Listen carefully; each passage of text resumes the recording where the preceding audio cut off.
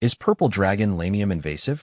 I've noticed that Lamium purple dragon, or Lamium maculatum, can be quite invasive if not monitored. When I planted it in my garden, it spread quickly, filling in gaps and covering more ground than I initially intended. It's a beautiful ground cover, but I've had to regularly trim it back to prevent it from overtaking other plants in the bed. How to care for Lamium purple dragon. Here's a guide on how to care for your Lamium maculatum purple dragon. Light. Partial to full shade. Lamium purple dragon thrives in partial shade to full shade. It can tolerate some full sun in cooler climates, but the soil needs to be consistently moist in such conditions. Harsh sun protection.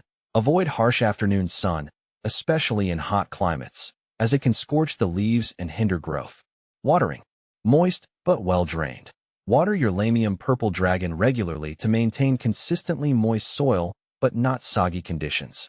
They require consistent moisture, especially during hot and dry periods. Signs of thirst.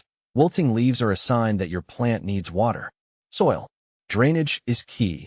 Well-drained soil is crucial to prevent root rot. Use a good quality potting mix for container plants or amend your garden soil with compost or organic matter to improve drainage. Fertilizing. Moderate feeder. Lamium purple dragon is not a heavy feeder. A single application of a balanced fertilizer in early spring during the active growth phase is sufficient. Avoid over-fertilizing. Spreading habit. Fast grower. Be aware that Lamium purple dragon is a fast-growing ground cover.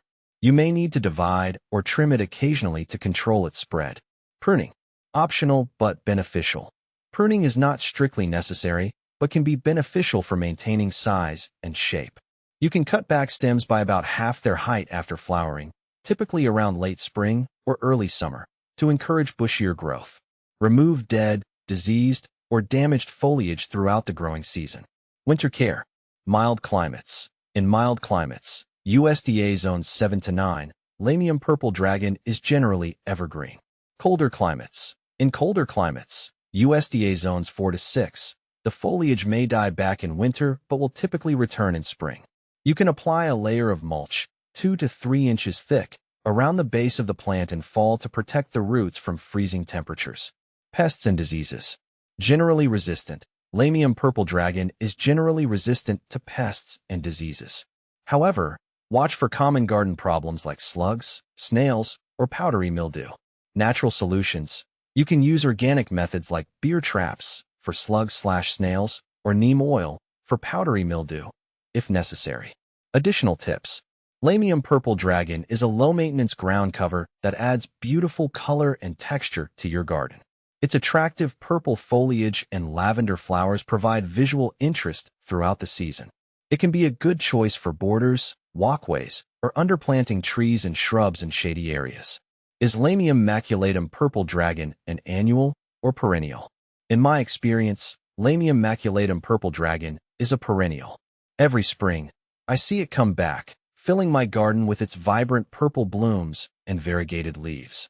It's great not having to replant it each year, as it adds consistent color and texture to my garden season after season. Is purple dragon Lamium deer resistant? From what I've seen, purple dragon Lamium is quite deer resistant. I've got deer wandering through my yard occasionally, but they've never touched this plant. It's been a relief to find a plant that adds beauty to my garden without becoming a buffet for the local wildlife. Where can I buy purple dragon Lamium online?